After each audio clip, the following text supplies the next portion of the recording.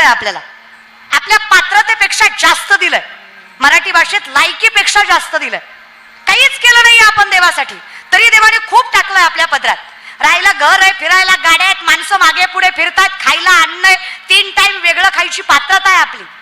तरी सुद्धा अहंकार इतका मोठा झालाय की आपण देवाने दिलंय हे नाकारतोय. मग ते नामदेवराय सांगतात, मला कुणी दिलंय याची जाण असावी आणि ज्यांनी दिलंय त्याच्याकडेच माझं मागणं असावं. तसा अभंग मागणी पर आहे, पण नामदेवराय कुठल्या एका व्यक्तिमत्वासाठी मागत नाहीत. खूपच विको झालाय, म्हणजे डबल डबल येतोय आवाज खूप. विठ्ठल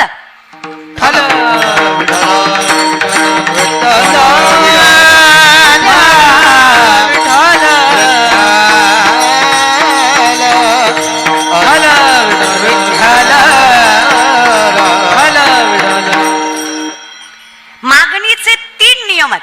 शास्त्र सांगतं उपास्य, उपासक आणि उपासना ही त्रिपुटी साजली की मागणं पूर्ण होतं. उपास्य ज्याच्याकडे मागितलंय, उपासक ज्याने मागितलंय, आणि उपासना ज्या साधनेवर मागितलंय. नामदेवरायांच्या साधनेचा विचार केला तर नामदेवांसारखे निष्ठावंत भक्त कुठेच सापडणार नाही. ही साधना आहे.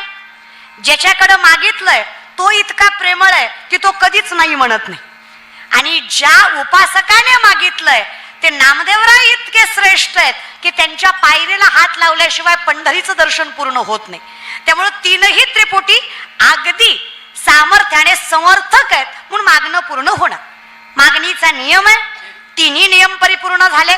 आता ज्या समर्थाने मागितलंय किंवा ज्यांच्यासाठी मागितलंय ते तुम्ही आम्ही आहेत. हे एक अभंग फक्त लखीचंद दादांसाठी आहे किंवा कुठल्या एका वैष्णवासाठी आहे असं नाही. हा अभंग त्या प्रत्येकासाठी आहे ज्याने कणभर तरी देवाचं नाव घेतलंय, निधान तरी पांडुरंग म्हटलंय. जो प्रत्येक वैष्णव आहे त्या प्रत्येकासाठी अभंग आहे. आणि अभंग एका व्यक्तीसाठी नाही, अभंग परंपरेसाठी आहे. अभंगात ज्याला आयुष्य मागितलंय तो व्यक्ती नाही, ती परंपरा आहे, ते कर्म आहे. माणूस मरू शकतो, माणसाचं कर्म मरत नाही. म्हणून तर म्हणणं एवढंच आहे, आयुष्य जायच्या आधी असं काहीतरी कर्म करा की 4 माणसाने लक्षात ठेवावं. जगताना थोडं गांभीर्यानं जगावं माणसाने. तसा आपल्या जगण्यात काही आनंदच राहिला नाहीये, आपण फक्त वरवरचे आनंदी आहेत. तसा विचार करायला गेलं ना तर आपला परमार्थही कामाचा नाही. आपला परमार्थ सुद्धा इतका विचित्र आहे ना, नवल वाटतं मला आपल्या परमार्थाचं. आपण आखाडात एक पाहुणा सोडत नाही आणि श्रावणात खात नाही, असला परमार्थ आहे महाराज आपला. कशाला करायचं मला काही कळत नाही. आता हे बघा ना, 10 दिवस गणपती बुडवताना बाबूराव पुन्हा बोंबलायचं देव भेटला नाही. काय देव काय हट्ट करतो काय, मला बसव मला बसव? नाही करत आहे. देवाने हट्ट केला का तुमच्याकडे कुठल्या गोष्टीचा? मग कशाला अवहेलना करताय? आपला परमार्थही आपल्या स्वार्थापोटी आहे. नवरात्राचे उपवास, दसऱ्या दिवशी बोकड, देवी कुपती म्हण पोत्यात घालून हाणला पाहिजे सांगणारा. बरं एक साधं विचारतं तुम्हाला पेटकर, ज्याला घरातला बाप कळला नाही त्याला गणपती बाप्पा पावणार आहे? अहो ज्याला घरातली माय कळली नाही त्याला पंढरीची माय कळणार आहे? हा, उत्तर देत जा. एक काम करा, कीर्तन झाल्यावर माझ्या पाकिटातलं तुम्हाला थोडं थोडं देते मी, पण तुम्ही बोला. हा ना, तुम्ही असे एकदम मड्याला बसल्यासारखे बसलाय. तू बोल, मी आहे, तू बोल, मी बसलोय, तू बोल, मी ऐकतोय, तू बोल, येणार नव्हतो मी, तुझं नाव ऐकून आलोय, तू बोल. असं नका करू, जज नका करू, जजमेंटला नाही बसलायत तुम्ही. एक साधं उत्तर द्या दादा. वडिलांसारखे आहात, माझ्या भावासारखे आहात. पोटच्या पोरीचं भाषण चुकलं तरी टाळ्या वाजवता, हो की नाही? हो ना, हो ना माय? पोटच्या पोरीचं भाषण चुकलं तरी टाळ्या वाजवता. ज्या दिवशी पोटच्या पोरीत आणि व्यासपीठावरल्या पोरीत फरक करणार नाही ना, त्या दिवशी कीर्तन नाही कळलं तरी पांडुरंग तुमची चाकरी करेल, विश्वास दे. काय हरकत आहे? म्हणा ना, माझी आहे, रक्ताची आहे, माझ्या पोटची आहे, अशा नजरेनं कौतुक करा ना. पण खरं सांगू का, महाराष्ट्रात कोणीतरी कोणाचं तरी कौतुक करावं हे सगळ्यात मोठं कौतुक आहे.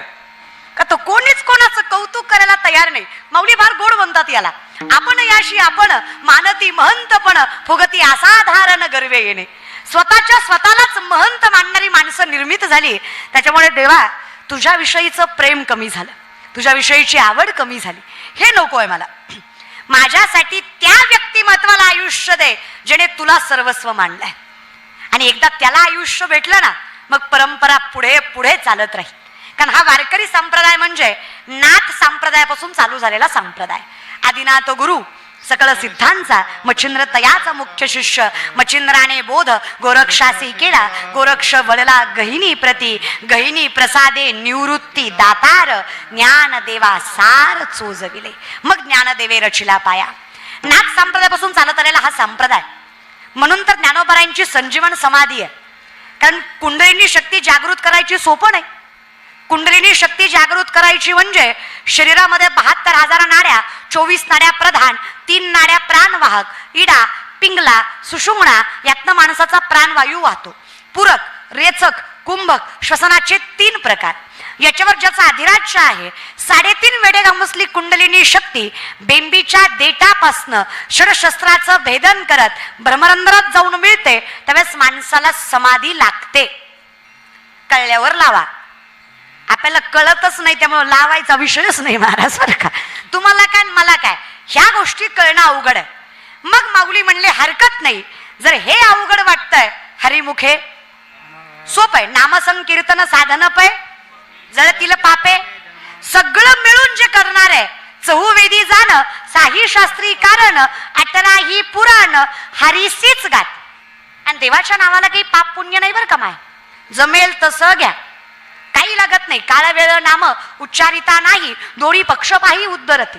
देवाच्या नावाला काही सुतक नाही, देवाच्या नावाला काही अपवित्रता नाही. फक्त काय झालंय आम्ही फार एकदम अंधश्रद्धेत गुंतलेली माणसं आहे. एका वाक्यात सांगते तुम्हाला. आपलं कसं आहे ना, आपला अंगाऱ्यावर विश्वास आहे पण बुक्क्यावर नाही. हे कळलं त्यालाच कळलं महाराज बरं का. तुमचं कसं आहे महाराज लोकांच्या पाया पडल्यावर लेकरू होतं. असं कॉमन सेन्स वगैरे नाही आहेत का आपल्याकडे महाराज. थोडा विचार करा ना प्रॅक्टिकल. अशी जर महाराज लोकांच्या पाया पडण्याने पोरं झाली असती, बायको काय बॉम्बलाई करायला लावली असती जगाला. हे नियमच राहिला नसताना पाणी ग्रहणाचा. पाणी ग्रहण होतंय म्हणजे त्याला काहीतरी तत्व आहे की नाही. काही नाही. भलता देव स्वीकारला, कल्पनेची बाधा, एवढंच आयुष्यात आहे. त्याच्यामुळे तो सुख नाही. काय सुख आहे मला सांगा. माणसं सहज विचारतात ताई पाप पाप म्हणजे काय असतं. अहो दादा सगळं आहे तरी चेहऱ्यावर आनंद नाही, याच्यापेक्षा मोठं पाप काय असतं सांगा ना तुम्ही मला. सगळं काही आहे आपल्याकडे तरी आपल्या चेहऱ्यावर 12 वाजलात का बरं. अहो पाप नाही झालं. काही माणसं म्हणतात निघालतो कीर्तनाला, गेलो नाही. काही म्हणतात गेलतो मधनच आलो, पटलं नाही. काही म्हणतात शेवटपर्यंत बसलो, कळलंच नाही. तुमच्या चुकाच नाही. तुमचे पाय कीर्तनाकडे वळत नाही, तुम्हाला कीर्तन कळत नाही. कीर्तनासारख्या धर्म मंडपात तुमचं मन सुखावत किंवा स्थिरावत नाही. खरंच मायबाप तुमचा दोष नाही. माऊली सांगतात पूर्वजन्मीचं पाप तुम्हाला इथं बसायचा अधिकार देत नाही. त्याला पुण्य फार मोठं लागतं. भाषा माझी नाही.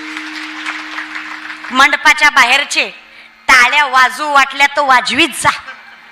त्याला काय सरकारचा GST नाही, मोफत आहेत महाराज आहे की नाही. वाजवायच्या. तुम्ही टाळ्या वाजवताय पण माझ्यावर उपकार केल्यासारख्या वाजवताय महाराज. तुमची टाळी कशी पेट कर माहिती का. दर दर आली आमच्या गावात, दर घे, दर दर एवढं पाहिजे, दर दर दर दर. कशाला लय अवघड आहे असं. ह्याच्यामुळे तो वाटोळ आहे आपलं महाराज. भक्ती प्रेमाविना ज्ञान नको. अरे मनसोक्त वाजवा की. त्याला काय होतंय. माहेर आहे तुमचं, फील द मोमेंट, आनंद घ्या, त्यात परमानंद आहे. हसू वाटलं मोठ्यानं हसा. तुम्हाला आवर्जून सांगते हसा. यांचं काय हे कुठे हसतंय हे काय बसलं टपरीवर ख्या ख्या ख्या, याचं काय हे कुठं आपला अवघड नाही.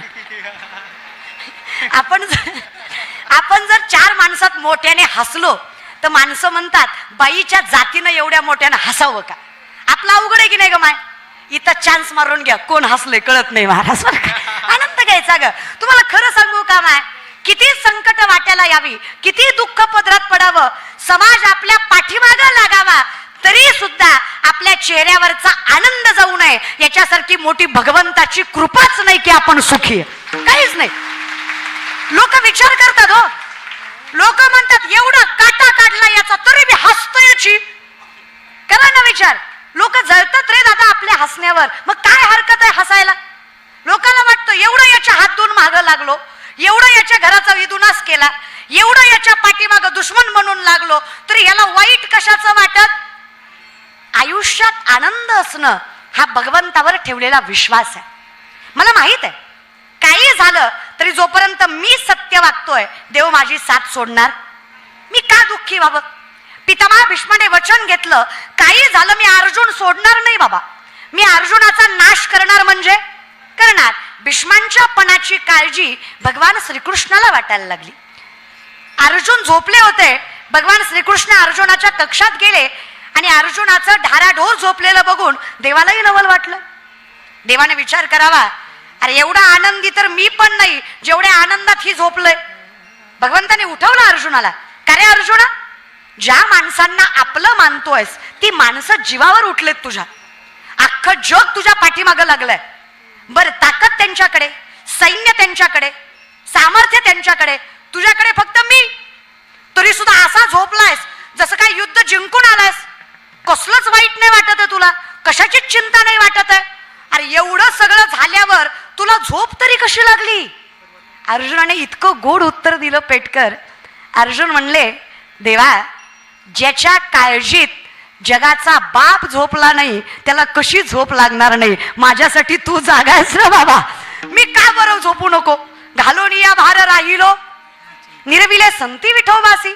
जर तू माझा पाठीराखा आहेस तर मागे पुढे उभा आहे संभाळी. मागे पुढे उभा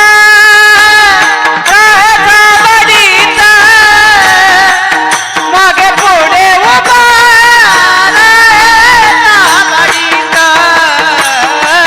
मागे पुढे उभा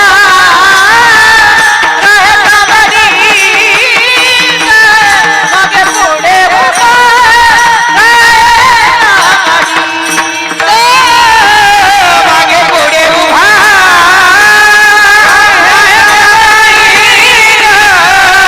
मागे पुढे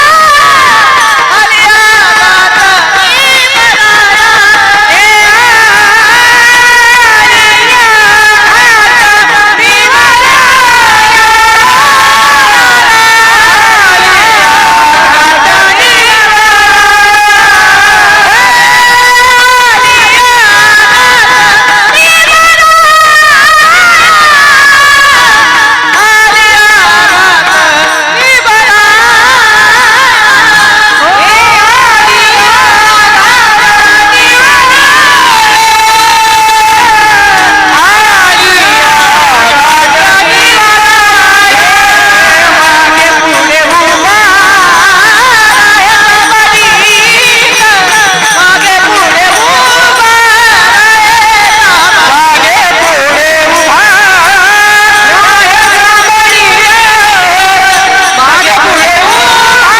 मागे पुढे